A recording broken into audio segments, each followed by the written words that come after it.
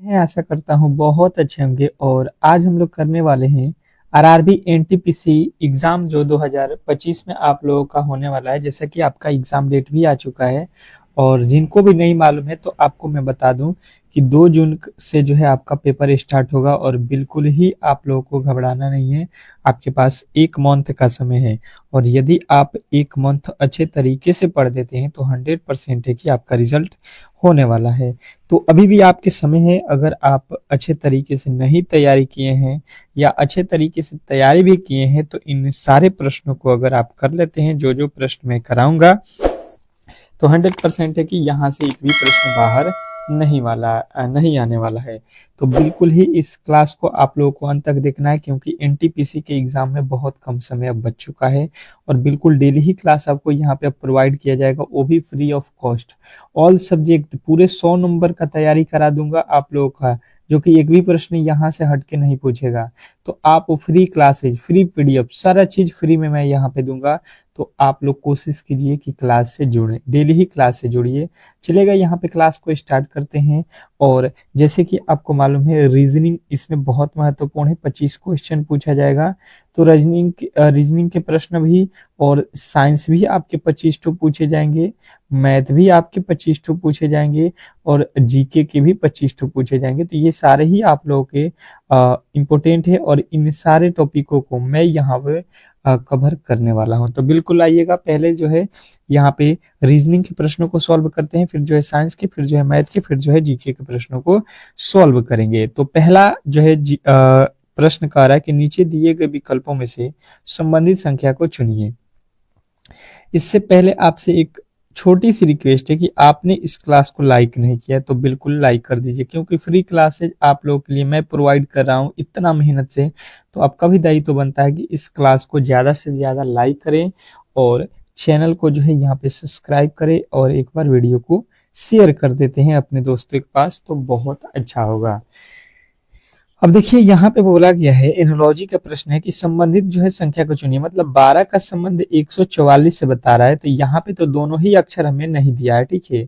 ऐसा ही संबंध हमको यहाँ पे पता करना है। तो बिल्कुल आप देख लो, रेलवे के ग्रुप डी में ये पूछा गया प्रश्न है। तो जो भी प्रश्न आपके लिए महत्वपूर्ण है, रेलवे ने पूछा है, तो उन सारे टॉपिकों को भी करना बहुत जरूरी है, क्योंकि रेलवे हमेशा ही एक तरीके के प्रश्न बनाता है। तो देखिए यहाँ पे जो है 12 का जो है यहाँ पे लिख रहा है 144, तो आपने पढ़ा होगा 12 का यदि वर्ग कर देते हैं हम लोग तो 12 का वर्ग 144 होगा। मैंने बोला था आपको कम से कम 1 से लेकर 30 तक के संख्याओं का वर्ग याद होना चाहिए। अब देखिए यहाँ पे आएंगे 15 का वर्ग 135 होता है, कहिएगा नहीं। 10 का अगर वर्ग करते हैं, क्योंकि यहाँ पे वर्ग किए हैं तो पहला वाला अक्षर को वर्ग करेंगे तो 140 होगा, नहीं। यहाँ पे 20 का वर्ग करेंगे, यहाँ पे 400 होगा। बिल्कुल 20 का वर्ग देख लीजिए, 20 का वर्ग होता है 400, आपने अच्छे तरीके से याद किया होगा। ये 22 का वर्ग यानी कि गलती होगा। तो बिल्कुल आप यहाँ पे बताओगे कि 20 और यहाँ पे हो जाएगा 400। तो बिल्कुल राइट उत्तर आपने कौन सा दिया? Option number B. आशा करता हूं कि ये प्रश्न आपको बहुत अच्छे तरीके से समझ में आ गया होगा और ऐसे प्रश्नों को कभी भी आप लोग गलत नहीं करोगे। नेक्स्ट प्रश्न की ओर चलेंगे और अगला प्रश्न आपके सामने है। नीचे दी गई श्रृंखला श्रेणी में प्रश्नवाचक चिन्ह के जो है स्थान पर कौन सी संख्या आएगी, ये आपको बतानी है। बताने की कोशिश करेंगे सभी लोग, बताने की कोशिश करेंगे सभी लोग। हर एक प्रश्न के लिए 10 सेकंड का समय मैं दे रहा हूं, ठीक है। आप कोशिश कीजिए। जैसे कि दूसरा प्रश्न है तो दूसरे का उत्तर क्या हो रहा है? ए हो रहा है, बी हो रहा है, सी हो रहा है कि डी हो रहा है? कमेंट बॉक्स में आपको प्रेस टिक करते रहना है, क्योंकि देखिए एग्जाम हॉल में कोई भी आपको जो है वहां पे हिट नहीं देने वाला है, नहीं बताने वाला है। तो बिल्कुल आप ये मान के चलिए कि इन प्रश्न को आप खुद से ही सॉल्व करेंगे। यहाँ पे तो एग्जाम हॉल में भी 100% है कि आप सॉल्व करके ही आओगे। तो बताइए इस प्रश्न का राइट उत्तर क्या होगा? बताने की कोशिश कीजिए सभी लोग, जो है इस प्रश्न का राइट उत्तर क्या होने वाला है। बिल्कुल बिल्कुल यहाँ पे जो है आप लोग सॉल्व कर सकते हो। देखिए किस तरीके से 45 से जो है आपका 95 हुआ है। तो अगर बोलिएगा कि 45 में 2 से गुणा कर देते हैं तो 90, और 90 में 5 जोड़ेंगे 95, वही लॉजिक यहाँ पे लगाते हैं, 95 में 2 से गुणा करेंगे और 5 जोड़ देंगे तो 95 दुना कितना होता है 190, और 190 में 5 जोड़ेंगे 195 हो रहा है, ये तो लिखा है 245। तो बात तो यहाँ पे अलग हो गया, बात जो है यहाँ पे तो अलग हो गया। तो लॉजिक ये वाला तो बिल्कुल नहीं होगा, दूसरे लॉजिक से चलते हैं। 45 से हमको 95 पे जाना है, तो हम क्या करते हैं 45 में 3 से गुणा करते हैं। 45 तिया कितना होता है 3 बचे 15, 3 चौके 12 और 1 13, यानी कि 135 हुआ। लिखा है कितना 95, मतलब इसमें से क्या किया है 40 को माइनस किया है, मतलब 3 गुणे 40 कर दिया है, ठीक है। अच्छा, वही लॉजिक यहाँ पे भी होना चाहिए, अगर 3 से गुणा करते हैं तो कितना हो रहा है 45 में 3 से गुणा करेंगे 3 पचे 15, 3 नवा 27 और 1 28 हो गया 185। 185 में से कितना माइनस करना पड़ेगा फिर 40, यानी कि यहाँ पे भी 40 हो रहा है। तो देखिए यहाँ पे माइनस करिएगा तो बिल्कुल हो जा रहा है आपका 145। फिर यहाँ पे भी आपको क्या किया गया है 3 से गुणा और 40 माइनस किया गया है, ठीक है। लॉजिक जो है आपको बिल्कुल यहाँ पे पता चल गया है। तो अब वही लॉजिक आपको इसके साथ लगाना है, 3 गुणे माइनस 40 कर देना है, 3 गुणे माइनस 40। 3 से गुणा कर लीजिए सबसे पहले, तो यहाँ से 3 से गुणा करेंगे 3 पचे 15, 3 नवा 27, 1 28, 3 छक्के 18, 2 20, 2085 हो रहा है। और इसमें से 40 तो माइनस जब करेंगे तो ये हो जाएगा आपका 5, ये हो जाएगा 8 में से 4 गया 4, और ये हो जाएगा 0 और ये हो जाएगा 2, 2045। और 2045 आपका बिल्कुल राइट उत्तर हो जाएगा ऑप्शन नंबर ए। थोड़े से जो है यहाँ पे अलग तरीके का ये प्रश्न था, परंतु आप कर सकते हो, इतना भी हार्ड नहीं था बिल्कुल। और ऐसा ही प्रश्न आपको एग्जाम हॉल में देखने को मिलेगा, तो बिल्कुल आपको अच्छे तरीके से इन प्रश्नों को सॉल्व करना है। नेक्स्ट प्रश्न की ओर चलेंगे। अगला प्रश्न देखिएगा, कह रहा है कि 37 लोगों की एक पंक्ति में अनीसा बाईं ओर से 12वें स्थान पर है, दाएं छोर से उसका स्थान क्या होगा, ये हमको बताना है। बताने की कोशिश करेंगे सभी लोग बताएंगे यहाँ पे कि यहाँ पे आपका एक पंक्ति है जिसमें 37 लोग हैं, ठीक है।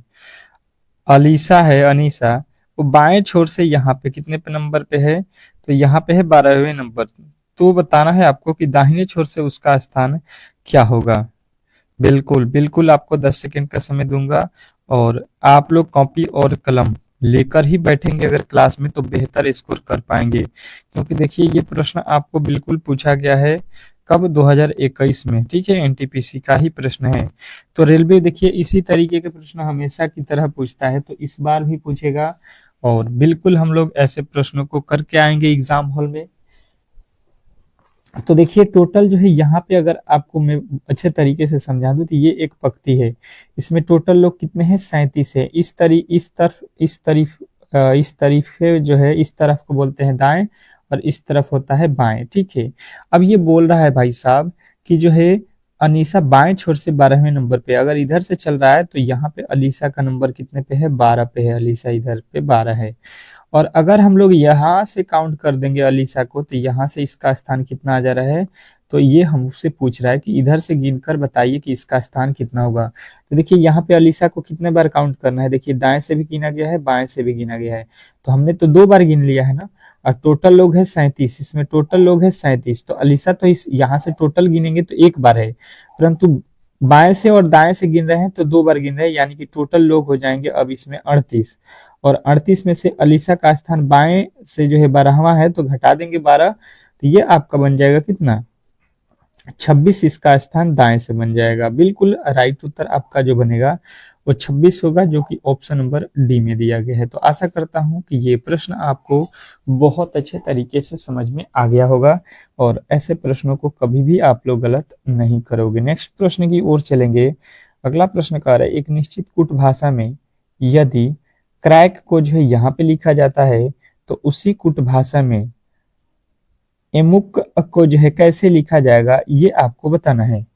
बताने की कोशिश करेंगे सभी लोग। कोडिंग डिकोडिंग का प्रश्न है, और बिल्कुल आपको एग्जाम हॉल में 2-2 प्रश्न हर एक शिफ्ट में कोडिंग डिकोडिंग का पूछता है, तो ये आपको ध्यान देना है। रेलवे हमेशा ही आपको 2-2 प्रश्न देगा, बताइएगा।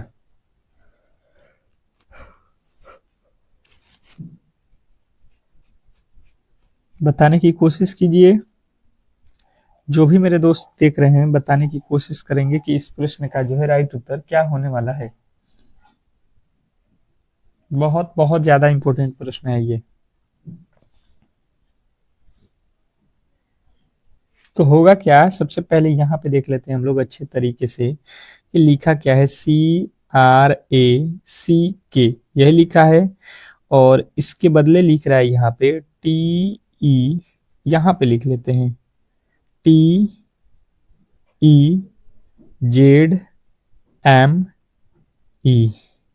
अब यहाँ पे लिखेंगे तो थोड़े से आपको जो है लॉजिकली अच्छे तरीके से समझ में आ जाएगा।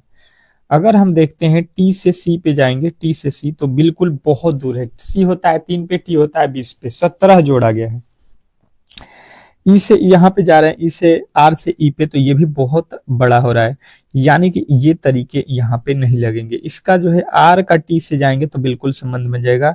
आर कितने पे होता है 18 पे, टी कितने पे होता है 20 पे, मतलब 2 प्लस कर दिया। सी कितने पे होता है 3 पे, ई कितने पे होता है 5 पे, यहाँ पे भी 2 प्लस किया है। देखिए सी 2 पर, सी 3 पे और ई 5 पे 2 प्लस किया है। ई से एम पे जाएंगे, के से एम पे जाएंगे तो यहाँ पे भी 2 प्लस किया है। और जेड और के क्या लिखा गया है, तो जेड के बाद क्या आता है, के अपोजिट बोल दो, या ए के बाद ए से जेड कब आएगा, माइनस का 1 करेंगे। तो दोनों ही तरीके से हम देख लेंगे कौन सा तरीका अपनाया गया है। वही लॉजिक हमको बताना है कहाँ पे लगा के, कहाँ पे लगाना है हमको, किसके साथ लगाना है। देखिएगा यहाँ पे बेहतर तरीके से समझने की कोशिश करते हैं। ये बताना है AMUCK। तो यहाँ पे सबसे पहले m को लिखेंगे और क्या करके लिखेंगे, 2 ठो प्लस करना है आपको। तो m में 2 प्लस करेंगे, m के बाद n, n के बाद q होता है, ठीक है। अब देखिए यहाँ पे तो आपके 2 प्लस करेंगे m में, तो NO हो रहा है ना, q लिख रहे हैं हम लोग।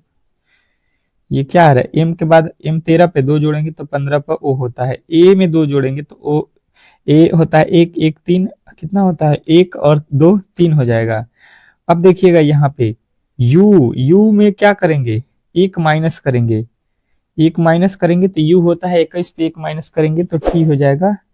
और यहाँ पे देखिए के पहले आएगा, के होता है 11 2 13 पे m c के ई हो जाएगा। अब देखिए ये कहाँ पे लिखा गया है, तो देखिए ये तो सी ओ से स्टार्ट हो रहा है, ओ सी से हमें चाहिए, ओ सी से चाहिए। ओ सी वाला देखिए बिल्कुल आपको यहाँ पे मिल गया है आपके ऑप्शन नंबर तीसरा में, ठीक है। यदि आपने ऑप्शन नंबर सी को बताया है तो बिल्कुल राइट उत्तर है। नेक्स्ट प्रश्न, अगला प्रश्न आपके सामने है। क्या कह रहा है आपका अगला प्रश्न, नीचे दिए गए प्रश्न आकृति में लुप्त संख्या ज्ञात कीजिए। नीचे दिए गए प्रश्न आकृति में आपको क्या करना है, लुप्त संख्या ज्ञात करना है। बताइए इस प्रश्न का जो है क्वेश्चन नंबर 5 का राइट उत्तर क्या होने वाला है। बिल्कुल बहुत बेहतरीन प्रश्न, बहुत ज्यादा बेहतरीन प्रश्न है, और बिल्कुल ही आपको इस तरीके का प्रश्न एग्जाम हॉल में देखने को मिलेगा। तो गलती की गुंजाइश किसी भी एंगल से नहीं होना चाहिए। 10 सेकंड का समय है और आपको बताना है कि इस वाट के स्थान पे कौन सी संख्या भरी जाएगी। कोशिश कीजिए, कोशिश कीजिए आप लोग, जो भी मेरे दोस्त देख रहे हैं कोशिश कीजिए कि ये प्रश्न आप लोग सही बना सकें। तो हमने क्या देखा कि यहाँ पे 19 लिखा है, ठीक है। तो अब जो है यहाँ पे 3 5 और 4 को क्या कर दें कि 19 हो जाए। तो देखिए अगर 4 5 में गुणा करेंगे तो 20 हो जाएगा, 20 में 3 जोड़ेंगे घटाएंगे तो 19 नहीं होगा, मतलब ये वाला लॉजिक बिल्कुल गलत हो जाएगा। अब यहाँ से लॉजिक लगाते हैं, 3 और 5 को गुणा करते हैं, तो 3 गुणे 5 कर लेते हैं, और नीचे वाला क्या है आपका 4 है तो इसमें 4 जोड़ देंगे, 3 5 15 4 कितना हो जाएगा 19। 19 जो है आपको यहाँ पे बिल्कुल लिखा हुआ मिल जाएगा। वही लॉजिक यहाँ पे भी देखिए लगा होगा, 6 और 4 में गुणा करेंगे, 6 चौका 24, 24 में नीचे कितना लिखा है 5 जोड़ देंगे तो 24 5 कितना होता है 29, जो कि यहाँ पे लिखा गया है। बात क्लियर जो है आपको समझ में आ रहा होगा। तो वही लॉजिक यहाँ पे 7 और गुणे 5 कर लेंगे तो 7 5 हो जाएगा 35, और नीचे कितना लिखा है 6, तो 35 6 कितना होता है 41, जो है आपको यहाँ पे भर देना है। और यदि आपने 41 भरा है तो बिल्कुल राइट उत्तर है। आशा करता हूँ कि ये प्रश्न आपको बहुत अच्छे तरीके से समझ में आ गया होगा, और ऐसे प्रश्नों को कभी भी आप लोग गलती नहीं करोगे। नेक्स्ट प्रश्न की ओर चलेंगे, और अगला प्रश्न आपके सामने है। कह रहा है यहाँ पे कि नीचे दिए गए विकल्पों में से संबंधित शब्द को चुनिए। नीचे दिए गए विकल्पों में से संबंधित संख्या को जो है चुनिए। अब बताएंगे यहाँ पे कि जो है आपको कौन सा उत्तर सही हो रहा है। संबंधित संख्या को चुनना है, मतलब प्रकाश का संबंध यहाँ पे बोल रहा है कि ये प्रकाश है, इसका संबंध अंधकार है, तो ये ज्ञान है, और इसका संबंध यहाँ पे क्या होगा ये आपको बताना है। बताने की कोशिश करेंगे सभी लोग, बताने की कोशिश करेंगे सभी लोग कि जो है इस प्रश्न का राइट उत्तर क्या होने वाला है।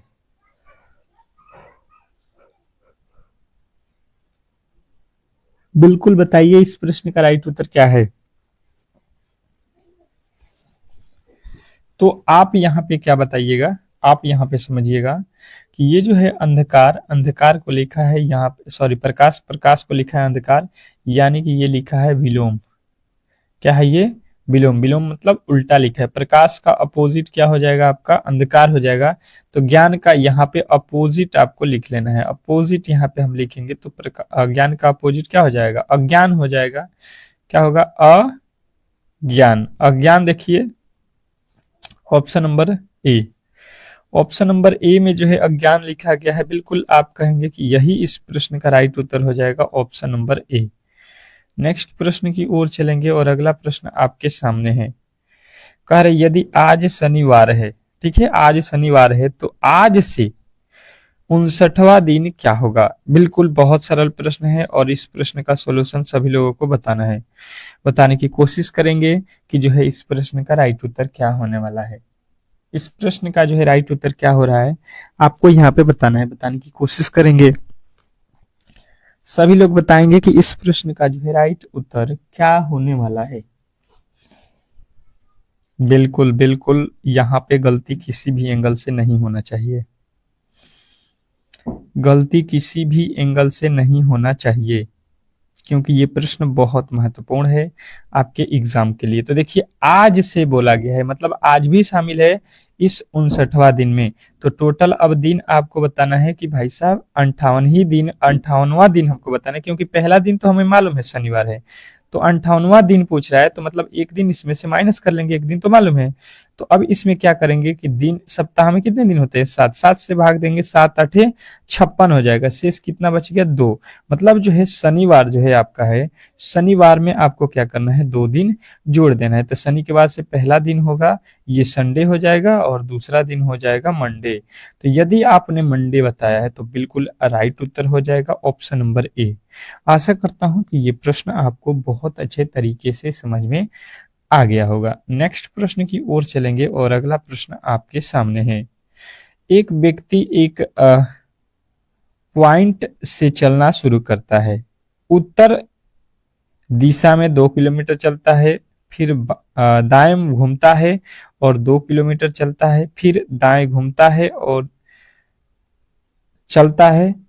यह बताइए कि वह कौन सी दिशा में जा रहा है। अब जो है बताना है हमें कि वो कौन सी दिशा में चल रहा है, उसका दिशा बताना है हम लोगों को। चलेंगे बताएंगे यहाँ पे। तो सबसे पहले ऐसे प्रश्नों में हम लोगों को मालूम ये होना चाहिए कि भाई साहब दिशा कौन कौन से होता है। तो ऊपर होता है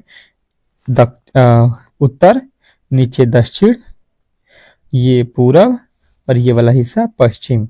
ये दिशा आपने देख लिया। अब बिल्कुल यहाँ पे जो है आपको वही फॉलो कर देना है। बोला गया है कि एक पॉइंट से चलना शुरू करता है, उत्तर दिशा में 2 किलोमीटर चलता है। अगर हम यहाँ पे हैं तो यहाँ से उत्तर ऊपर चलेंगे 2 किलोमीटर हो जाएगा। फिर जो है दाहिना तरफ घूमता है तो इसका दायां साइड इधर हो जाएगा, और बोल रहा है कि 2 किलोमीटर चलता है तो 2 किलोमीटर चल गया। फिर जो है दाहिना तरफ घूमता है तो दाहिना साइड इसका नीचे की तरफ अब हो जाएगा। दाहिना तरफ चलता है, दाहिना तरफ चल रहा है। यह बताइए कि वह किस दिशा में जा रहा है। तो ये नीचे की तरफ जा रहा है। देखिए पहले उतर गया, फिर दाहिनी तरफ मुड़ा, फिर दाहिना तरफ मुड़ा। ये तो नीचे की तरफ आ रहा है। ये कौन सा दिशा है नीचे की तरफ? देखिए ये नीचे की तरफ कौन सा दिशा जा रहा है? तो दक्षिण की तरफ जा रहा है। बिल्कुल राइट उत्तर ऑप्शन नंबर सी। सी यदि आपने बताया है तो बिल्कुल इस प्रश्न का 100% सही उत्तर होगा। नेक्स्ट प्रश्न की ओर चलेंगे और अगला प्रश्न कह रहा है कि उस वेन आरेख का चयन करें जो दिए गए वर्गों के बीच के संबंध को सर्वोच्चतम रूप से दर्शाता है। आपके पास जो है शब्द दिए गए हैं, जैसे कि अंगूर है, हरा है, मेज है, तो इसका वेन डायग्राम बनाइए। वेन डायग्राम बहुत सरल होता है और बिल्कुल हर एक शिफ्ट में आपका एग्जाम आएगा, हर एक शिफ्ट में प्रश्न पूछे जाएंगे। तो इस प्रश्न का जो है राइट उत्तर क्या होगा, ये आपको बताना है। बताने की कोशिश करेंगे सभी लोग, सभी लोग बताने की कोशिश करेंगे कि इस प्रश्न का राइट उत्तर क्या होने वाला है। बिल्कुल बिल्कुल, बहुत बहुत बेहतरीन। समझने की कोशिश करेंगे इस प्रश्न का। तो राइट उत्तर देखिए यहाँ पे क्या होगा। देखिए ये हो जाएगा अंगूर, बिल्कुल अंगूर हो जाएगा। और अंगूर क्या हरा होता है? बिल्कुल अंगूर का कुछ हिस्सा हरा होता है, सभी अंगूर हरे नहीं होते हैं, पर अंगूर हरे होते हैं। मेज, तो मेज देखिए ना तो अंगूर है ना ही हरा होता है, मेज जो है बिल्कुल अलग हो जाएगा। तो इस तरीके से आपको वेन डायग्राम कहाँ पे दिख रहा है? तो इस तरीके से वेन डायग्राम आपके ऑप्शन नंबर सी। यदि आपने सी को चुना है तो बिल्कुल राइट उत्तर है, इसमें किसी तरीके के डाउट नहीं होना चाहिए। नेक्स्ट प्रश्न की ओर चलेंगे और अगला प्रश्न आपके सामने है। क्या कह रहा है आपका अगला प्रश्न कि उस विकल्प आकृति का चयन कीजिए जिसमें दी गई आकृति x के भाग के रूप में निहित है, जो कि घुमाने की अनुमति नहीं है। अब देखिएगा ये जो आकृति है आपको कहाँ पे दिखाई दे रहा है? ये बिल्कुल ऐसा ही बना हुआ है, ये कहीं ना कहीं आपको दिखाई देना चाहिए। अब ये कहाँ पे है ये आपको बताना है, बताने की कोशिश करेंगे सभी लोग। देखिए इसमें तो ऐसा तो चित्र इसमें बिल्कुल नहीं है, तो ये तो पहले गलत। और दूसरा वाला में भी इस टाइप के कहीं पे भी नहीं दिखाई दे रहा है हमें, ये भी गलत। तीसरे वाले में अगर हम देखते हैं, तीसरे वाले में तो तीसरा वाला जो है आप लोगों का यहाँ पे कहीं पे दिखाई दे रहा है। तो तीसरे वाले में भी अगर आप देखेंगे यहाँ पे, तो ये जो है आपका यहाँ से अगर मिलाएंगे, ये जो है मिलाएंगे और यहाँ से आएंगे, ये इस तरीके से करेंगे तो ये उल्टा हो जाएगा। ये ऊपर अधिक है, यहाँ पे अधिक है, यानी कि यहाँ से इस तरीके से काटना चाहिए, तो ये भी गलत हो जाएगा। अब देखिए अगर हम यहाँ पे आते हैं, यहाँ पे अगर हम आते हैं तो देखिए क्या होगा। यहाँ से चलेंगे और यहाँ पे आ जाएंगे और यहाँ से काट देंगे, तो बिल्कुल ये वाला जो है आपका राइट उत्तर हो जाएगा, option number D. Option number D में जो है हमें मिल गया बिल्कुल राइट उत्तर। नेक्स्ट प्रश्न देखेंगे आप लोगों के सामने आ चुका है। यदि किसी घड़ी में वास्तविक समय 8:15 हो रहा है तो प्रतिबिंब का जो है वास्तविक समय कितना होगा? अब देखिएगा यहाँ पे बताने की कोशिश करेंगे सभी लोग। और यहाँ पे जो है आपका एक ऑप्शन जो है गलत है, यहाँ पे 3 लिखा हुआ है। अब बताएंगे इस प्रश्न का जो है राइट उत्तर क्या होने वाला है। चलिएगा, तो देखिए आपको हमेशा ही याद रखना है, कभी भी आपसे वास्तविक समय या प्रतिबिंब समय पूछा जाए तो आपको एक ही वर्ड याद रखना है, 11:60। 11:60 आपको हमेशा ही याद रखना है, प्रतिबिंब हो या वास्तविक समय आपसे पूछा जाए निकालने को। और इसमें से जितना आपके समय इस समय टाइम बता रहा है उसी को माइनस कर लेना है। जैसे कि अभी बता रहा है 8:15, तो इसको माइनस कर लेंगे, हम लोगों का रियल जो है टाइम पता चल जाएगा। तो इधर हो जाएगा कितना, 45 मिनट, माइनस करेंगे तो यहाँ पे हो जाएगा 3, यानी 3:45 आपका बिल्कुल वास्तविक समय हो जाएगा, वास्तविक प्रतिबिंब समय हो जाएगा, ऑप्शन नंबर सी के साथ आपको जाना है। आशा करता हूं कि ये प्रश्न आपको बहुत अच्छे तरीके से समझ में आ गया होगा। नेक्स्ट प्रश्न की ओर चलेंगे और अगला प्रश्न कह रहा है कि निम्नलिखित प्रश्न में दिए गए श्रेणी में इनमें से एक आकृति लुप्त है, दिए गए आकृति लुप्तों में से सही विकल्प को जो है चुने, श्रेणी को जो है पूरा करें। अब जो है आप लोगों को यहाँ पे ये समझना है कि देखिए ये जो है यहाँ पे वैल्यू नहीं दिया गया और यहीं पे आप लोगों को बताना है, बताने की कोशिश करेंगे सभी लोग बताएंगे यहाँ पे अच्छे तरीके से। यहाँ पे अब यहाँ पे समझने वाली बात आपको देख लेना है, यहाँ पे किस तरीके से। देखिए ये तो पहले यहाँ पे है, ठीक है, फिर ये थोड़े सा जो यहाँ पे सॉरी ये प्रश्न है ना, इसको देखना है। देखिए सबसे पहले इसका मुंह इधर है, फिर यहाँ से थोड़े से घूम गया ऊपर की तरफ, फिर पूरा घूम गया, मतलब पहले इस तरीके से था, फिर इस कोने में गया, फिर ऊपर गया, तो अब जो है इसका इस कोने में जाएगा, जो है इस तरीके से ये बनेगा और इस तरीके से ये जो है इसका मान कोने में होना चाहिए। देखिए ये बिल्कुल गलत है, और ये नीचे की तरफ है, बिल्कुल गलत। ये पूरा इधर है तो बिल्कुल गलत। आपको जो है कोने में जाना था, तो ऑप्शन नंबर डी, डी यदि आपने बताया है तो बिल्कुल राइट उत्तर है। अब चलते हैं यहाँ पे हम लोग अगले प्रश्न की ओर, और साइंस के प्रश्नों को देखते हैं फटाफट से, क्योंकि साइंस बहुत महत्वपूर्ण है। चलिएगा, पहला जो है प्रश्न आप लोगों के सामने आ चुका है। साइंस का कह रहा है कि शरीर की सबसे बड़ी कोशिका का नाम क्या है। शरीर की सबसे बड़ी कोशिका का नाम क्या है, ये जो है आपको ग्रुप डी में पूछा गया भी प्रश्न है, ठीक है। तो आपका राइट उत्तर यहाँ पे बनेगा कौन सा, तंत्रिका तंत्र। नेक्स्ट प्रश्न की ओर चलेंगे, और अगला प्रश्न देखिए। ये प्रश्न कह रहा है कि मनुष्य के हृदय में कितनी कोष्ठीय होते हैं। ये प्रश्न भी आपके प्रीवियस ईयर में पूछा गया है, तो बिल्कुल आपको इन प्रश्नों को ध्यान देना है जो आपके एग्जाम हॉल में आए हुए हैं, क्योंकि कहीं ना कहीं आपके एग्जाम हॉल में दोबारा ये पूछे जाने के बहुत चांसेस होते हैं। तो 4 कोष्टिकाएं होती हैं, ऑप्शन नंबर सी। तो जितने भी रेलवे के एग्जाम में साइंस के प्रश्न पूछे गए थे, हम लोग उन सारे प्रश्नों को कवर करेंगे। केवल आप लोग डेली क्लास में आइए। बिजली के बल्ब का जो है फिलामेंट किसका बना होता है। बिजली के बल्ब का फिलामेंट किसका बना होता है, तो आपका राइट उत्तर बनेगा यहाँ पे, ये जो है आपका बना होता है टंगस्टन। ऑप्शन नंबर डी के साथ आपको जाना है। नेक्स्ट प्रश्न देखेंगे, आप लोगों के सामने आ चुका है। प्रेशर कुकर में खाना जल्दी पकता है क्यों। जो हम लोगों के घरों में प्रेशर कुकर है, उसमें खाना जो है जल्दी पक जाता है, क्यों। तो बताएंगे वहां पे कि अधिक दाब के कारण पानी का क्वथनांक बढ़ जाता है। अधिक दाब के कारण पानी का क्वथनांक बढ़ जाता है। यहाँ पे रक्तचाप मापने का जो है यंत्र कौन सा है। रक्तचाप मापने का यंत्र कौन सा है, बताइए। रक्तचाप मापने का जो है यंत्र कौन सा है।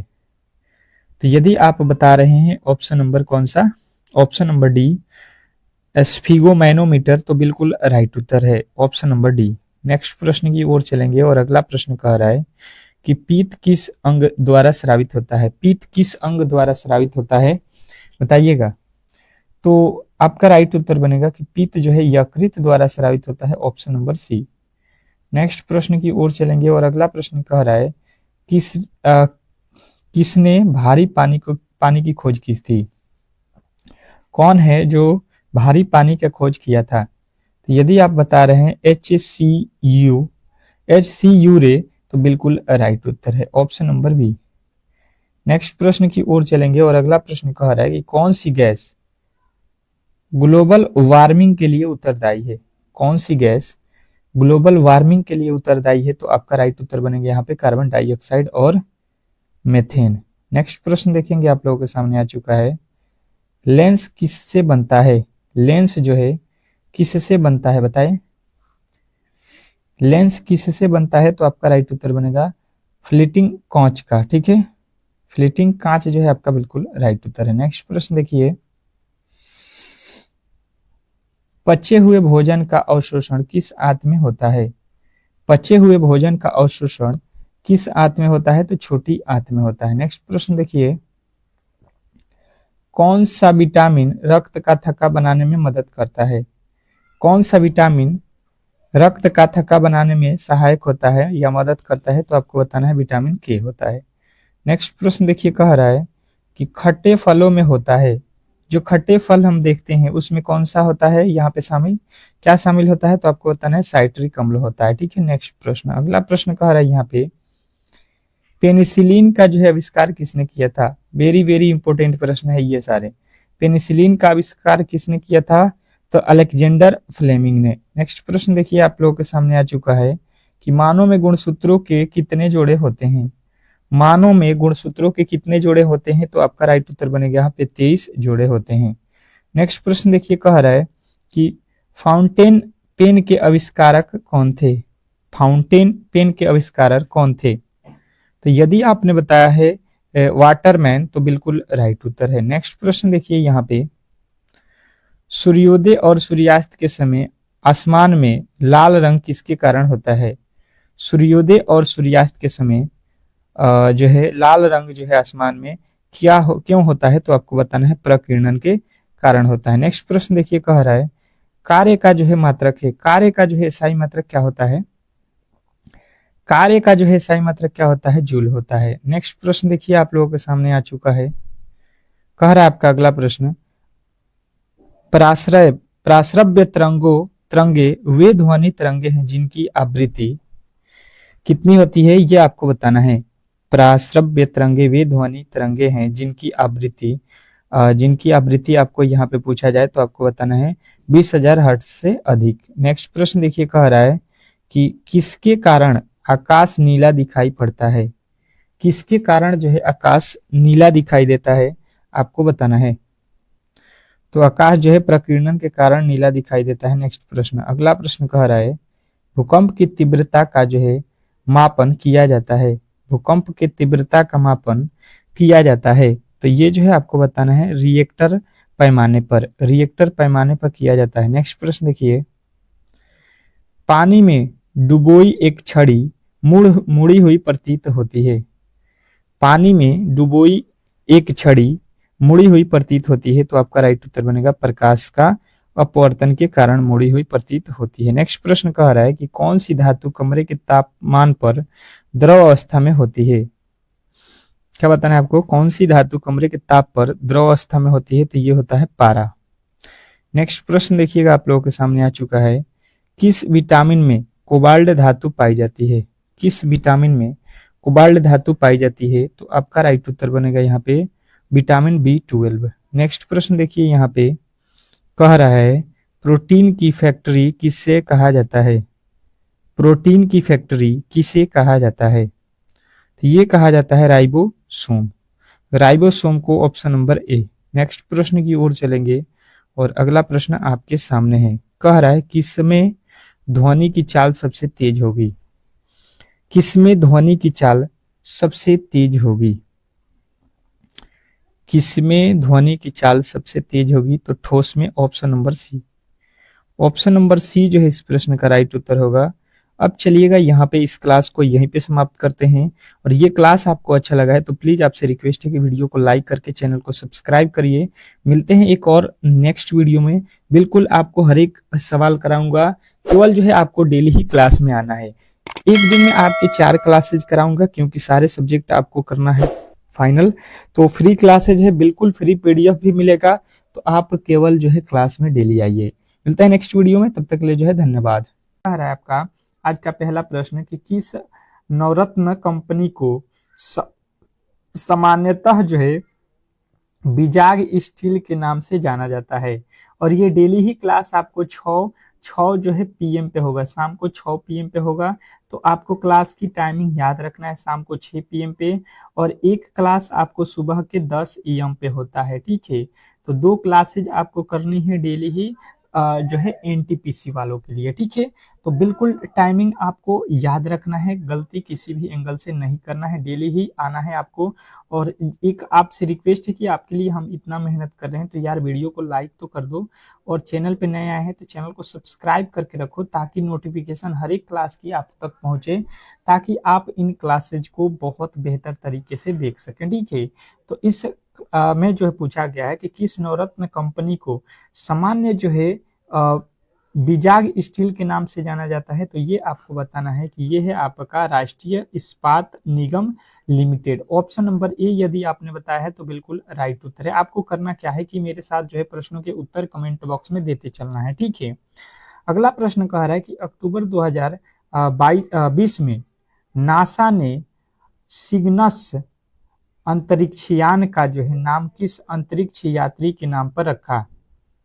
क्या पूछा है कि अक्टूबर 2020 में नासा ने सिग्नस अंतरिक्षयान का नाम जो है किस अंतरिक्ष यात्री के नाम पर जो है रखा है, तो बिल्कुल आप कह सकते हो कि उसका जो है नाम जो है कल्पना चावला के नाम से रखा गया है, ऑप्शन नंबर डी।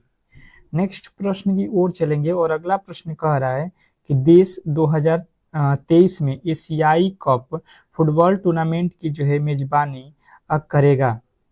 मतलब पूछ रहा है कि कौन सा देश है जो 2023 में एशिया कप फुटबॉल टूर्नामेंट का जो है मेजबान करेगा। बताइए आप लोग, जो है अगला प्रश्न आपके सामने है, और इस प्रश्न का जो है राइट उत्तर क्या होने वाला है ये आपको बताना है। बताने की कोशिश करेंगे कि वह कौन सा देश है जो 2023 में एशिया कप टूर्नामेंट जो फुटबॉल है उसका मेजबानी करेगा।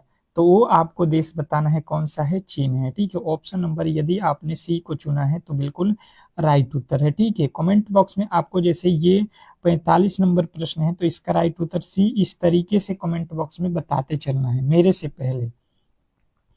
अगला प्रश्न देखिए आप लोगों के सामने आ चुका है। देखिए मैथ का प्रश्न है और ये प्रश्न बहुत बेहतरीन है। ठीक है, बोला क्या गया है कि निम्नलिखित का मान जो है ज्ञात कीजिए। बोला क्या गया है कि निम्नलिखित का जो है मान आपको बतानी है, बताने की कोशिश करेंगे। बिल्कुल आपको समय भी दूंगा मैथ के प्रश्नों को सॉल्व करने के लिए 20 सेकंड का समय, और ये 20 सेकंड आपके लिए बहुत महत्वपूर्ण होंगे। तो गलती किसी भी एंगल से नहीं करना है, बताने की कोशिश करना है इन प्रश्नों को कि उत्तर जो है क्या हो रहा है आपके एंगल से। बिल्कुल कॉपी और कलम लेके बैठिए, और मैंने प्रश्नों को इंग्लिश और हिंदी दोनों में रखा हुआ है ताकि आपको किसी भी जो है आप स्टेट से हो तो कोई प्रॉब्लम ना हो। ठीक है, बेहतर जो है प्रश्न मिलेंगे, बेहतर कंटेंट मिलेंगे। जो आपके एग्जाम हॉल में प्रश्न आने वाले हैं केवल उसी को हम लोग पढ़ने भी वाले हैं, क्योंकि लास्ट के दिन चल रहा है। यहाँ पे देखिए सबसे पहले ये रूट लिखा है, और यहाँ पे देखिए लिखा है 841 841 सबसे पहले आपको किसका वर्गमूल होता है ये आपको आने चाहिए। 841 होता किसका है सबसे पहले ये आपको यहाँ पे आने चाहिए। तो आपको अच्छे तरीके से याद होगा कि 841 किसका वर्गमूल होता है, 29 का। ठीक है, इसका वर्गमूल जब निकालिएगा आप तो 29 आएगा, और 29 के बाद से देखिए यहाँ पे लिखा हुआ है प्लस 29 जोड़ दीजिए। यहाँ पे कितना लिखा है 596, 596 में 29 जोड़ दीजिए, 9 6 15 9 2 11 12 625। यहाँ पे अब रूट में कितना हो जाएगा 625, ये आ जाएगा अब रूट में। 625 का वर्गमूल कितना होता है आप जानते हो कि 25 होता है, यानी कि यहाँ पे अब उसके आगे आएंगे तो ये 200 लिखा है। ठीक है, 200 और प्लस में 25 हो जाएगा, तो 225 कितना हो जाएगा, ये हो जाएगा 200 और 25 जोड़ेंगे तो 225 हो गया। यहाँ पे देखिए तो 225 अब रूट में आ जाएगा, और 225 का वर्गमूल कितना होता है 15 होता है। कितना होता है 15। और देखिए यहाँ पे प्लस कितना लिखा है 10, ये रूट में कितना लिखा है प्लस का 10 लिखा है, तो 10 और 15 जोड़ेंगे तो ये हो जाएगा 25, और 25 का वर्गमूल कितना होता है 5 5 होता है। अब देखिए यहाँ पे कितना आ रहा है आपका, तो यहाँ पे आपका क्या बनेगा 25 का वर्गमूल कितना होता है 5 होता है। ठीक है, 5 होता है। यहाँ पे थोड़े से मिस्टेक है, यहाँ पे एक जो है ये नहीं रहेगा। ठीक है, ये एक भी रहेगा तो कोई दिक्कत नहीं है, आप देखिए समझ लो, यहाँ पे पहला ऑप्शन ही सही है। यहाँ पे अंडर रूट आपको 1 लिखा है, तो 1 का वर्गमूल कितना होता है एक ही होता है। आपको जो है यहाँ पे थोड़े से गौंजियाने के लिए ये प्रश्न को बनाया गया था। तो एक में 5 से गुणा करेंगे 5 ही हो जाएगा, बिल्कुल आप यहाँ पे कर सकते थे। ठीक है, नेक्स्ट प्रश्न कह रहा है यहाँ पे कि निम्नलिखित में से कौन सा देश जो है 2023 में एशिया कप फुटबॉल टूर्नामेंट का जो है मेजबानी करेगा। तो ये तो अभी हम लोगों ने पढ़ा, चीन। नेक्स्ट प्रश्न देखिए आप लोगों के सामने आ चुका है, कह रहा है कि प्रसिद्ध संगाई महोत्सव पूर्वोत्तर भारत के किस राज्य में जो है आयोजित किया जाने वाला जो है एक वार्षिक सांस्कृतिक उत्सव है। क्या पूछा है प्रश्न में, आपको पहले अच्छे तरीके से समझना होगा। प्रश्न कह रहा है कि प्रसिद्ध जो है संघाई महोत्सव पूर्वोत्तर जो है भारत के किस जो है राज्य में आयोजित किया जाने वाला एक जो है वार्षिक सांस्कृतिक उत्सव है। तो आपका जो उत्तर बनेगा ये कौन सा बनेगा, तो कहिएगा ये आपका है मणिपुर। ठीक है, मणिपुर राज्य है, बिल्कुल राइट उत्तर ऑप्शन नंबर बी के साथ जाएंगे। नेक्स्ट प्रश्न आपके सामने है कि कोई दरवाजा खिड़की नहीं है। ये रीजनिंग का प्रश्न है, बिल्कुल आपको 10 सेकंड का समय दिया जाएगा, क्योंकि रीजनिंग के प्रश्न और मैथ के प्रश्न आपको खुद से करना पड़ेगा ताकि बेहतर स्कोर आप लोग एग्जाम हॉल में कर सको। तो बताने की कोशिश करेंगे इस प्रश्न का राइट उत्तर क्या होने वाला है। मैंने कथन और निष्कर्ष के प्रश्न बहुत अच्छे से आपको तैयार कराया हुआ है, यदि आप पहले से क्लास को कर रहे हैं तो। ठीक है, अभी तो ग्रुप डी के मैंने क्लासेस बहुत कराए हैं, जिन्होंने भी फॉर्म भरा है तो ग्रुप डी के अगर तैयारी करना चाहते हैं फ्री ऑफ कॉस्ट में मैंने यूट्यूब पे आपके जो है प्ले लिस्ट बना दिया है, वहाँ पे जाकर देख सकते हो। परंतु ये एनटीपीसी का एग्जाम पहले होने वाला है, तो इसका अब जो है आपके लास्ट जो है 25 दिन है, 25 क्लासेज जो कराऊंगा ये रामबाण होगा। बिल्कुल आप इसको देखकर ही जाना एग्जाम हॉल में, बेहतर जो है रिजल्ट आपका बिल्कुल यहाँ पे आने वाला है।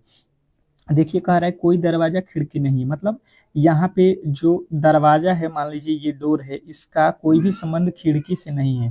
ठीक है, यहाँ पे विंडो हो जाएगा, ये दोनों ही अलग अलग हो जाएंगे। अब कह रहा है कि कोई भी खिड़की मेज नहीं है, यानी कि यहाँ पे जो है खिड़की, खिड़की यहाँ पे है, तो इसका संबंध मेज से नहीं है। मान लीजिए ये टेबल है, टेबल मेज, इससे कोई भी संबंध नहीं, मतलब ये तीनों में किसी तरीके का संबंध नहीं बोला जा रहा है। अब देखिए ये बोला है कि कुछ मेज दरवाजे हैं, ये देखिए कि दरवाजा का कुछ हिस्सा मेज से संबंधित है, ये इससे संबंधित है, तो बिल्कुल नहीं है, कोई भी संबंध नहीं है, ये वाला बिल्कुल गलत कह रहा है। कोई दरवाजा मेज नहीं है, कोई भी दरवाजा मेज नहीं है। अब देखिए यहाँ पे दरवाजा देख लीजिए कहाँ पे है, और दरवाजा कहाँ पे है, देखिए यहाँ पे है, और मेज कहाँ पे है, यहाँ पे है। तो दरवाजा और मेज, दरवाजा और मेज में कोई संबंध आपको दिख रहा है, तो कहेंगे कि दरवाजा और कोई दरवाजा मेज नहीं है, दरवाजा का कोई भी हिस्सा मेज नहीं है। तो ये तो बात बिल्कुल सही कह रहा है कि कोई भी दरवाजा जो है मेज नहीं है, कोई भी दरवाजा मेज है नहीं है। तो बिल्कुल आपका जो है राइट उत्तर कौन सा बनेगा, कि दूसरा वाला जो निष्कर्ष है ये जो है पालन कर रहा है। तो ऑप्शन नंबर बी के साथ जाएंगे। नेक्स्ट प्रश्न, अगला प्रश्न कह रहा है यहाँ पे कि भारत सरकार ने इनमें से किसके जन्म दिवस को प्रतिवर्ष पराक्रम दिवस के रूप में मनाने का जो है निर्णय लिया है। क्या बोल रहा है आप लोगों का, कि भारत सरकार ने इनमें से किसके जन्म दिवस को प्रतिवर्ष पराक्रम दिवस के रूप में मनाए जाने का जो है निर्णय लिया है। बताने की कोशिश करेंगे सभी लोग, सभी लोग बताएंगे कि इस प्रश्न का जो है राइट उत्तर क्या होने वाला है। 48 नंबर प्रश्न पे हम लोग आ चुके हैं, और 48 नंबर प्रश्न का जो है राइट उत्तर क्या हो रहा है, तो आप कहिएगा ये है सुभाष चंद्र बोस। नेक्स्ट प्रश्न देखिए आपके सामने आ चुका है, कि कह रहा है मैथ का प्रश्न आ चुका है, यदि 10 पेनों का विक्रय मूल्य 15 पेनों के क्रय मूल्य के बराबर है तो लाभ प्रतिशत जो है आपको बतानी है। बताने की कोशिश करेंगे सभी लोग। बिल्कुल ये बहुत सरल प्रश्न है, और बिल्कुल ही आपको ऐसे प्रश्न एग्जाम हॉल में देखने को मिलते हैं। ये आपके एग्जाम हॉल में पूछा गया भी प्रश्न है, इसलिए ये ज्यादा इम्पोर्टेंट है। बिल्कुल जितने भी प्रश्न कराऊंगा प्रीवियस ईयर के आधार पे, और आपका जो सिलेबस है एनटीपीसी का नया सिलेबस, उसके आधार पे मैंने प्रश्नों को सिलेक्ट किया है। तो बिल्कुल किसी भी एंगल से बाहर नहीं पूछेगा, इन प्रश्नों को कर लेते हैं। तो अभी तो बन गया होगा, जैसे कह रहा है कि 10 पेन है, इसका विक्रय मूल्य, मतलब जो 10 पेन मतलब एसपी है, इसका जो है वैल्यू कह रहा है कि 15 क्रय मूल्य, यानी कि सीपी जो है कॉस्ट प्राइस के बराबर है। तो इसमें होता क्या है कि ये तो का मतलब होता है गुणा, यहाँ पे लिखा है कि का तो गुणा होता है, तो यहाँ पे वैल्यू अगर हम निकालेंगे कि कितने में किना गया है, कितने में बेचा गया है, तो यहाँ से देखिए यहाँ पे एक तरफ लिख लीजिए सीपी और एक तरफ लिख लीजिए एसपी। तो अब जो है सीपी का वैल्यू देखिए, सीपी में 15 से गुणा है तो कभी भी इसके पास वाला नहीं होगा, इसके इस तरफ वाला आ जाएगा। सीपी का वैल्यू 10 और एसपी का वैल्यू इस तरफ हो जाएगा, यानी कि 15। सीपी और एसपी आपको बिल्कुल यहाँ पे दिख रहा होगा। अब बोल रहा है कि लाभ प्रतिशत कितना हुआ, तो देखिए 10 रुपया का किने हैं कोई सामान और 15 में बेच रहे हैं, तो कितना का लाभ हुआ आपको, तो 5 का लाभ हुआ। कितने पर हुआ, तो कितने में सामान किने हैं, 10 पे, गुणे 100 कर लीजिए। यहाँ से एक जीरो कट जाएगा, और 10 में 5 से गुणा करेंगे, 10 पचे 50, यानी कि आपको बताना है कि भाई साहब इसमें तो हमें 50% का लाभ हो रहा है। तो बिल्कुल आप बता सकते हो ऑप्शन नंबर डी। डी यदि आपने बताया है तो बिल्कुल राइट उत्तर है, इसमें किसी तरीके के डाउट नहीं होना चाहिए। बहुत बेहतरीन, बहुत लाजवाब। अगले प्रश्न की ओर चलेंगे, और अगला प्रश्न आपके सामने कह रहा है 4 अंकों की वह बड़ी से बड़ी संख्या ज्ञात कीजिए जो 77 से पूर्णतः विभाज्य है। क्या बताना है आपको, क्या बताना है आपको, बताने की कोशिश करेंगे सभी लोग, कि 4 अंकों की वह बड़ी से बड़ी संख्या ज्ञात कीजिए जो 77 से पूर्णतः विभाजित है। अब जो है इस प्रश्न का उत्तर आपके सामने यहाँ पे बताना है, 10 सेकंड का समय है। और देखिए ये प्रश्न आपको मैं हिंट भी दे सकता हूँ कि आपको करना क्या होगा कि इसमें थोड़े से आपको लॉजिकली ये लगाना होगा कि जो आपके सामने शब्द दिए गए हैं, अक्षर मतलब कि आपके वैल्यू दिए गए हैं, वहीं से आप सॉल्व कीजिएगा तो जल्द ही बन जाएगा। जैसे कहने का मतलब ये है कि जैसे आपके 4 ऑप्शन दिए गए हैं तो यहीं पे हम चारों ऑप्शनों को ही चेक कर लेते हैं, और किस सिंगल से चेक करना है ये भी हमको मालूम होना चाहिए, क्योंकि यहाँ पे बोल रहा है कि 77 से पूर्णतः विभाजित है, तो अब तो आपको 77 से इन चारों में कहिएगा कि भाग देना पड़ेगा, तो हम कहेंगे बिल्कुल नहीं, आप इसके दूसरे भी तरीके से इसको सॉल्व कर सकते हैं। तो कौन सा तरीका है, आइए समझ लेते हैं। 77 लिखा है तो 77 की विभाज्यता का नियम क्या कहेगा कि 7 गुणे 77, या तो ये भाई साहब 7 से भी और 11 दोनों से भी विभाजित होंगे, मतलब 77 से बिल्कुल विभाजित होंगे। तो आइए 11 की विभाज्यता का नियम सबसे पहले हमको मालूम है कि एक अक्षर छोड़ के एक, जैसे पहला 9 लिखा है तो इसका संबंध 9 से होगा, तो 9 9 कितना हो गया 18, और यहाँ पे 6 3 9, यानी कि 18 में से अगर हम 9 को घटाएंगे तो ये कितना बचेगा, 9 ही बचेगा। क्या 9 जो है 11 के पहाड़ा में आता है, कहिएगा नहीं। दो संख्याओं को एक के बाद एक संख्याओं को जोड़कर उसके बीच के अंतर निकालेंगे तो या तो 11 से उसमें भाग लगना चाहिए या उसका वैल्यू 0 आना चाहिए, यही नियम कहता है 11 के विभाजक नियम। इसको भी चेक कर लीजिए, 6 और 9, 9 6 15 हो गया और 9 3 12 हो गया, तो 15 में से 12 घटाएंगे ये तो आ रहा है 3, यानी कि ये भी नहीं होगा। अब देखिए यहाँ पे 9 7 9 7 16 और 9 7 16, 16 में से 16 घटेगा बिल्कुल 0, यानी कि 11 से यहाँ पे भाग लग रहा है। बिल्कुल यहाँ पे जो है आपका ऑप्शन नंबर सी में भाग लग रहा है, परंतु आपको मैंने बताया कि यहाँ पे किसके किसके साथ भाग लगना चाहिए, 7 और 11 दोनों से लगना चाहिए। तो 11 से लगा, अब 7 से चेक कर लो, 7 से चेक करोगे तो यहाँ पे कितना आएगा, देखिए 7 से डायरेक्ट भाग भी आपको दे देते हैं, यहाँ पे आपको समझ में आएगा। 7 एकम में 7 हो जाएगा, घटेगा 2 9, 7 चौका 28 हो जाएगा, यहाँ पे घटेगा आपका कितना 7 चौका 28, 1 और 7 कितना हो जाएगा, 7 दूना का 14 हो जाएगा, 14 घटेगा तो कितना 3 और 7 37, कितना 7 बचे 35, 2 शेष बचेगा। ये 7 से विभाजित नहीं हो रहा है, 11 से तो हो रहा था, 7 से नहीं हो रहा है, मतलब यहाँ पे ये तो तीनों ही गलत हैं आपके, ये तो तीनों ही गलत हैं। अब बचा हुआ ऑप्शन नंबर ए, अब जो है गलती की कोई गुंजाइश भी नहीं है, आप चेक भी कर सकते हो, क्योंकि देखिए ये तो 11 9 99, 11 3 33, 11 से कट रहा है और 7 से भी कट रहा है, ये आप बता सकते थे। नेक्स्ट प्रश्न देखिए आपके सामने आ चुका है कि भूपट्टी की जो है संरचना में अभ्रक का मात्रा लगभग कितना होता है। आपको बताना है कि भूपट्टी की संरचना में अभ्रक की जो है मात्रा लगभग कितनी होती है। तो यदि आपका उत्तर यहाँ पे बन रहा है कि अभ्रक की जो मात्रा होती है यहाँ पे 4%, तो बिल्कुल राइट उत्तर है, इसमें किसी तरीके के डाउट नहीं होना चाहिए। नेक्स्ट प्रश्न की ओर चलेंगे और अगला प्रश्न आपके सामने है। क्या कह रहा है आपका अगला प्रश्न, बताने की कोशिश करेंगे सभी लोग। प्रश्न जो है रीजनिंग का है और अच्छे तरीके से ध्यान से पढ़िए कि यदि एरो का चिन्ह प्लस, फिर से जो है एरो नहीं है, मतलब ये चिन्ह बड़ा कद होता है, निरूपित करता है, फिर ये छोटा होता है जिधर कम होता है, माइनस को निरूपित करता है, प्लस को जो है भाग निरूपित करता है, और यहाँ पे जो वैल्यू है उसको गुणा करता है, माइनस को बराबर लिखा जाता है, यहाँ पे बराबर को ये लिखा जाता है। तो गुणा या इसके जो है निम्नलिखित में से कौन सा जो है समीकरण सही है, ये आपको बतानी है, बताने की कोशिश करेंगे सभी लोग कि कौन सा समीकरण जो है सही है। तो बिल्कुल इसको सॉल्व ही कर लेते हैं। 7 और ये जो चिन्ह है देखिए बड़ा वाला चिन्ह, इसका जो है अर्थ क्या है, बड़ा वाला चिन्ह का मतलब है प्लस, तो प्लस रखेंगे, फिर 7 है तो 7, अब छोटा वाला चिन्ह इसके आगे देखिए क्या लिख रहा है माइनस, तो माइनस का हो जाएगा 7, बरोबर, बरोबर का चिन्ह किसको निरूपित कर रहा है, तो देखिए बरोबर की जगह पे ये बड़ा का चिन्ह निरूपित करेगा 14। अब देखिए ये 7 7 कितना हो गया 14, यहाँ पे 7 में से 7 घटेगा 7 हो जाएगा, 1 मिनट, एक साथ छोड़ दिया गया है, ये प्लस भी है ना, यहाँ पे प्लस भी है आपके पास में, तो प्लस का अर्थ क्या है ये हम लोग छोड़ दिए हैं, 1 मिनट। प्लस का अर्थ देखिए क्या है, प्लस का अर्थ जो है आपको यहाँ पे बताना है, भागे यहाँ पे 7 है और फिर एरो के चिन्ह देके 14 यहाँ पे था, ठीक है। अब देखिए यहाँ पे सबसे पहले आपको क्या करना है, यहाँ पे तो सबसे पहले क्या करना पड़ेगा, भाग देना पड़ेगा ना, तब जो है आपको घटाना है, जोड़ना है। तो यहाँ पे जब हम दे रहे हैं क्या, सबसे पहले क्या कर रहे हैं, यहाँ पे भागा कर रहे हैं, 7 में 7 से भाग देंगे कितना आ जाएगा आपका, 7 में 7 से भाग देंगे कितना आएगा, 1 आ जाएगा, ठीक है। अब देखिए यहाँ पे 7 और 7 जोड़ दीजिए 14, 14 में से 1 हटाइए 13 हो जाएगा, 13 जो है और एरो का चिन्ह दे दीजिए यहाँ पे 14। देखिए ये 14 जो है इसका मतलब क्या होता है, बड़ा, यानी कि 14 जिधर मुंह खुला है वो बड़ा है, 13 से 14 बड़ा है, बड़ा है कि नहीं ये अब आपको बताना है। बिल्कुल बड़ा है, ऑप्शन नंबर ए जो है बिल्कुल सही है। वो पूछा है कि कौन सा समीकरण सही है, तो पहला वाला ही सही है।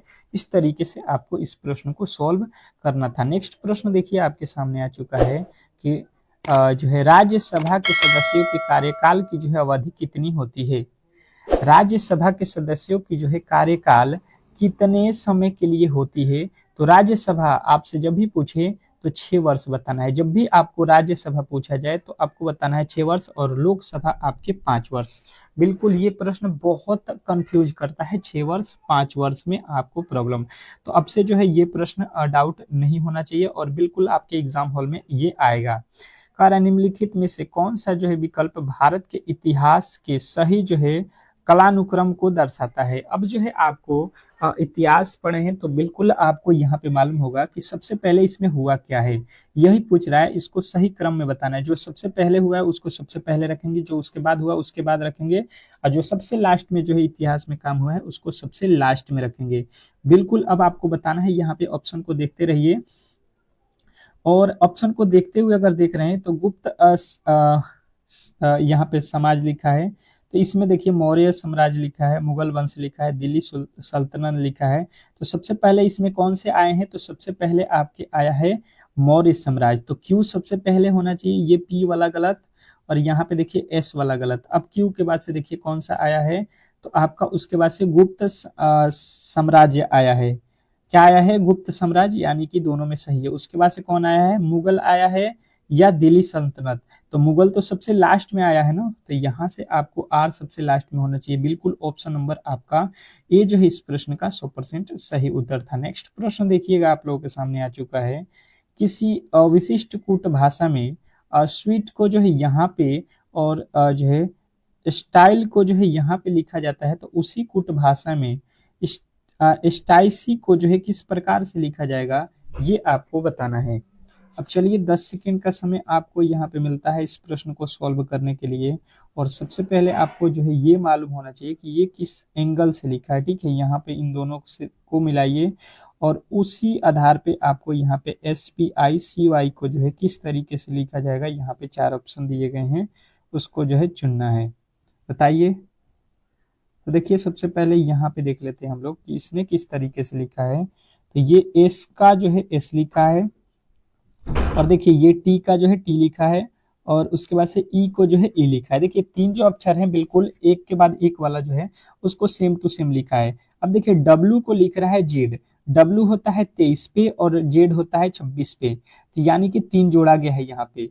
उसके बाद से ई से एच लिखा, ई होता है 5 पे और एच होता है 8 पे, यहाँ पे भी 3 जोड़ा गया है। बात क्लियर समझ में आ रहा होगा कि 3 जोड़ा हुआ है। कौन कौन अक्षर में, जैसे एस को एस लिखा, एल को एल लिखा और वाई को वाई लिखा। ठीक है, अब बचा हुआ है ए में 3 जोड़ दिया और टी में 3 जोड़ दिया। ठीक है, तो वही लॉजिक आपको भी यहाँ पे फॉलो कर देना है। बिल्कुल आप कर सकते हो, जैसे कि यस है तो यस को तो यस रखेंगे, उसके बाद से देखिए यस को यस रखेंगे। पी में हमको कितना जोड़ना है, 3, पी 16 पे होता है, तो 16 3 19, 19 पे फिर क्या आएगा, एस। फिर आई को तो आई रखना पड़ेगा, और उसके बाद से सी, सी होता है 3 पे, 3 में 3 जोड़ेंगे 6 हो जाएगा एफ, और वाई को अंत में वाई रखेंगे। ये देख लीजिए डबल एस से स्टार्ट होने वाला अक्षर आपके ऑप्शन नंबर सी में दिया गया है, तो सी जो है इस प्रश्न का 100% सही उत्तर होगा। आशा करता हूं कि ये प्रश्न आपको बहुत अच्छे तरीके से समझ में आ गया होगा। नेक्स्ट प्रश्न कह रहा है कि इनमें से कौन भारत में आर्थिक सर्वेक्षण का जो है प्रकाशन करता है। क्या बताना है आपको कि निम्नलिखित में से कौन जो है भारत में आर्थिक सर्वेक्षण का जो है प्रकाशन करता है। बताइए कि भारत में कौन जो है आर्थिक सर्वेक्षण का जो है प्रकाशन करता है। तो बिल्कुल आप कह सकते हो कि इसमें जो है आपका कौन करता है, तो केंद्रीय सांख्यिकी संगठन, केंद्रीय सांख्यिकी संगठन जो है आपका बिल्कुल राइट उत्तर है। नेक्स्ट प्रश्न देखिए, कह रहा है यहाँ पे कि यदि इसका वैल्यू जो है दिया गया है इतना है, तो ए और बी का जो है मान ज्ञात कीजिए। ए और बी का वैल्यू यहाँ पे निकालना है, तो बिल्कुल आप इसको कर सकते हो। अब किस एंगल से करना है, आइए इसको हम लोग सॉल्व करते हैं। सबसे पहले इसका जो है लॉसर ले लीजिए, तो ये क्या हो जाएगा, √7 प्लस √1, ये क्या हो जाएगा 7 √-1, ठीक है। अब इसको क्या करेंगे, यहाँ से भाग दे देंगे, तो ये हो जाएगा इसके पावर 2, ठीक है, सेम टू सेम, और फिर इसका हो जाएगा पावर 2। अब इसका a² माइनस b² आपको करना पड़ेगा, यहीं पे लिख लीजिए। a² माइनस b² के सूत्र क्या होता है, a, तो ये तो हो गया a प्लस b मतलब 7 root plus 1, a plus b हो गया। फिर एक बार माइनस में लिखना पड़ेगा क्या, a प्लस b, और ए हो गया, माइनस का बी लिखना है तो आपको माइनस √7 और माइनस का ये लिखना पड़ेगा, ठीक है। ए plus B into A minus B, यहाँ पे माइनस है ना, ये हम लोग गलती कर रहे हैं। ये जो है आपका कौन सा है, यहाँ पे पहला वाला माइनस है, तो आपका यहाँ पे तो माइनस बनेगा ना, ये हो गया, और यहाँ पे भी ए माइनस में होगा और ये प्लस में हो जाएगा, ठीक है, ये माइनस है।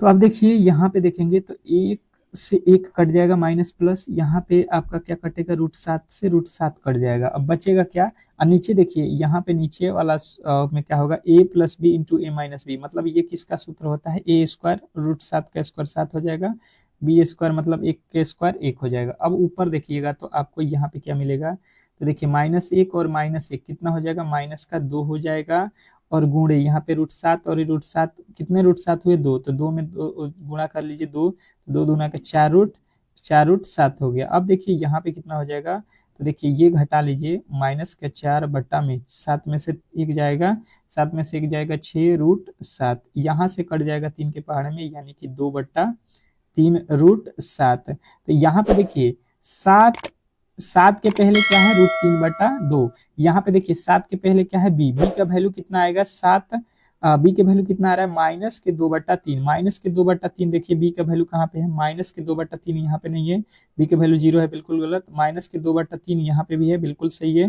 अब ए का वैल्यू आपको निकालना है, तो देखिए ए का वैल्यू क्या है, तो ए का वैल्यू इसमें तो है नहीं, बिल्कुल ए का वैल्यू नहीं है, तो ए का वैल्यू यहाँ पे दे रहा है -2/3, तो ये बिल्कुल गलत हो जाएगा, यानी कि जो है ए का वैल्यू आपसे क्या मिलेगा, 0 मिलेगा। ए नहीं है तो ए का वैल्यू क्या होगा, 0, और बी का वैल्यू देखिए तुलना कर रहे हैं, तो बी का वैल्यू यहाँ पे कितना आ रहा है, -2/3, तो ऑप्शन नंबर आपका लास्ट वाला बिल्कुल सही था। नेक्स्ट प्रश्न कह रहा है कि चिपको आंदोलन इनमें से किससे संबंधित था, चिपको आंदोलन इनमें से किससे संबंधित है, बताइए। तो चिपको आंदोलन जो है आपको बिल्कुल मालूम है कि चिपको आंदोलन का संबंध पर्यावरण संरक्षण से था, जो कि वनों की कटाई के लिए था, ठीक है। आप लोगों ने पढ़ा होगा छोटे क्लासों में, 10वीं क्लास में, चिपको आंदोलन की पेड़ जो काट रहे थे लोग, सरकार ने कटवा रहा था, अंग्रेजी सरकार, तो उसको लोगों ने क्या किया, पेड़ को ही पकड़ के चिपक गए थे उसमें, कि पहले पेड़ से को काटने से पहले हमको काटिए। एक जो है अशून्य परिमेय संख्या का जो है ऋणात्मक मान क्या होता है, ये आपसे पूछ रहा है, ठीक है। एक अशून्य परिमेय संख्या का जो है ऋणात्मक मान क्या होता है, तो बताएंगे। तो यहाँ पे कहेंगे कि एक जो है अशून्य परिमेय संख्या का ऋणात्मक मान क्या होता है, परिमेय संख्या ही होता है। नेक्स्ट प्रश्न, अगला प्रश्न देखिए आपके सामने कह रहा है कि भारत में प्रवाही योजनाएं लागू किए जाने के समय भारत के प्रधानमंत्री कौन थे, भारत में प्रवाही योजनाएं लागू किए जाने के समय भारत के प्रधानमंत्री कौन थे उस समय, तो आपको बताना है मोरारजी देसाई थे, ठीक है। कौन थे उस समय भारत के प्रधानमंत्री, मोरारजी देसाई। अगला प्रश्न कह रहा है कि 10 और 20 का तृतीय अनुपाती क्या होगा, तो बिल्कुल आपने तृतीय अनुपाती पढ़ा होगा, किस तरीके से पढ़े हैं तृतीय अनुपाती निकालने के लिए, तो तृतीय अनुपाती का एक फॉर्मूला होता है तृतीय अनुपाती, ठीक है, आपको याद रखना है तृतीय अनुपाती का फॉर्मूला क्या होता है, तो ये होता है b² b² का मतलब क्या होता है कि जो ये दूसरा वाला पद है ये b होता है, ये पहला वाला पद a होता है, तो b² कर लीजिए, तो 20 का स्क्वायर करेंगे, 20 गुणे 20 हो जाएगा, बट्टा a का वैल्यू कितना है 10, ये 1 0 से 1 0 कट जाएगा, 20 दूना का कितना हो रहा है 40,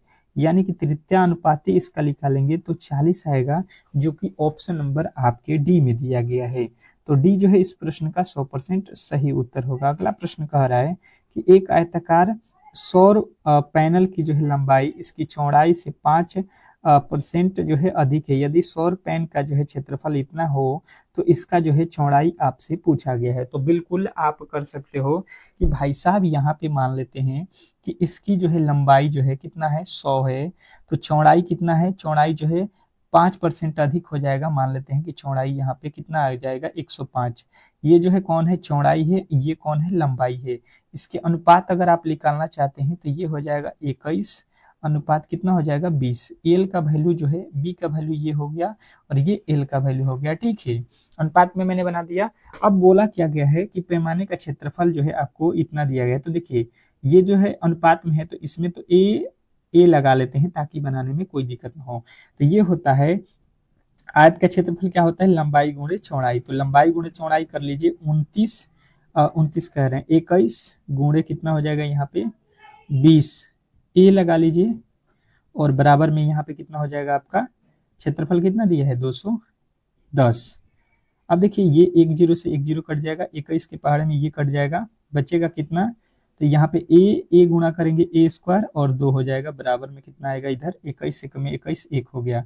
अब जो है यहाँ पे ए स्क्वायर का वैल्यू निकालेंगे तो कितना आ जाएगा, 1 बट्टा, ये जो 2 गुणा में है ये बट्टा में आ जाएगा। तो ए का वैल्यू निकालेंगे 1 बट्टा और 2 का वर्गमूल नहीं निकलता है तो ये तो रूट में रह जाएगा। ए का वैल्यू कितना आएगा, 1/2।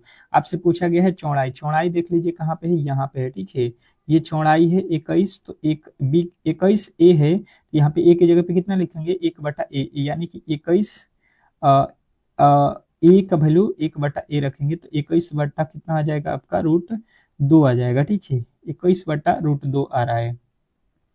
आपको चौड़ाई बोला गया है ना, 1 मिनट, इसकी जो है पैमाने की लंबाई जो है, लंबाई चौड़ाई से, सॉरी यहाँ पे चौड़ाई जो है निचला वाला हिस्सा है ना, चौड़ाई से हम लोगों ने उल्टा लिख दिया, ऊपर एल है, एल यानी कि ये एल है 20/√2 होगा। ठीक है, ये एल है, ये बी है और ये एल है, सॉरी यहाँ पे उल्टा हम लिख दिए थे। तो इसमें 20/√2 हो जाएगा, 10 ये कितना से कट जाएगा, जैसे में अब देख लीजिए यहाँ पे इसको किस तरीके से सॉल्व करेंगे। 20/√2 था ना, तो इसको 20 को क्या करेंगे, 2 गुणे 10 कर लेते हैं बट्टा √2, इसको रूट में लिख लीजिए 2 बार, तो ये तो हो जाएगा 20 ही, यहाँ से 1 से कट जाएगा तो 10√2 जो है आपका बनेगा यहाँ पे बिल्कुल राइट उत्तर। नेक्स्ट प्रश्न देख लीजिए, कह रहा है कि भारतीय मानक समय का जो है निर्धारण 82.5 डिग्री पूर्व देशांतर वाली जो है मायोत्तर रेखा को मायोत्तर मानक किया जाता है। यह इनमें से किसके जो है पास से होकर गुजरती है। तो ये जो है किसके पास से गुजरती है बोला जाए तो आपको बताना है, ये इलाहाबाद से जो है होकर गुजरती है। तो इस तरीके से आज के जो है क्लास को हम लोग यहीं पे समाप्त करेंगे। और यदि आपका एग्जाम है तो बिल्कुल आप टाइम से डेली ही क्लास में आइए, और चैनल पे नए आए हैं तो चैनल को सब्सक्राइब भी कर लीजिए। ठीक है, मिलते हैं नेक्स्ट वीडियो में, तब तक के लिए जो है धन्यवाद।